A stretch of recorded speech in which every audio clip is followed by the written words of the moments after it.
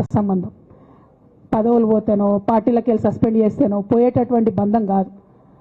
కానీ ఎవరైతే vested interest ఉన్న పార్టీలు ఉంటారో, పార్టీలో ఉండి కేవలం డబ్బు సంపాదించుకోవాలనేటటువంటి ఒక ఆలోచనతో, వ్యక్తిగత లబ్ధి పొందాలనేటటువంటి ఆలోచనతో ఉన్నటువంటి వ్యక్తులు, వాళ్ళకి కావాల్సింది ఏంది? మేము ముగ్గురం కలిసి ఉండొద్దు, మా కుటుంబం బాగుండొద్దు, మా కుటుంబం విచ్ఛిన్నమైతేనే వాళ్ళకి అధికారం వస్తుంది. దాంట్లో భాగంగా ఇవాళ మొదటి స్టెప్ నన్ను బయటేసిరు పార్టీలకు వెళ్ళి. అది ఇక్కడితో ఆగదు. నేను గౌరవనీయులు పెద్దలు దైవ సమానులు కేసీఆర్ గారిని విజ్ఞప్తి చేస్తా ఉన్నా, మీకు ఒక సూచన చేస్తా ఉన్నా.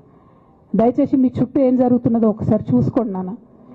నన్ను ఇవాళ బయటకు పంపొచ్చు, నేను మీలాగా స్ట్రేట్ ఫార్వర్డ్ ఉంటా, నిజాలు మాట్లాడతా. నేను ఉద్యమం నేపథ్యం నుండి వచ్చిన కాబట్టి నాగ్గా ఉన్నది లేనట్టుగా లేనిది ఉన్నట్టుగా మోసం చేయాలని చెప్పో ఇంకోటి చేయాలని చెప్పో మాట్లాడను. స్ట్రేట్ ఫార్వర్డ్గా ఇష్యూస్ మాట్లాడతా కాబట్టి నన్ను ఇలా బలి చేసిండ్రు, పర్వాలే.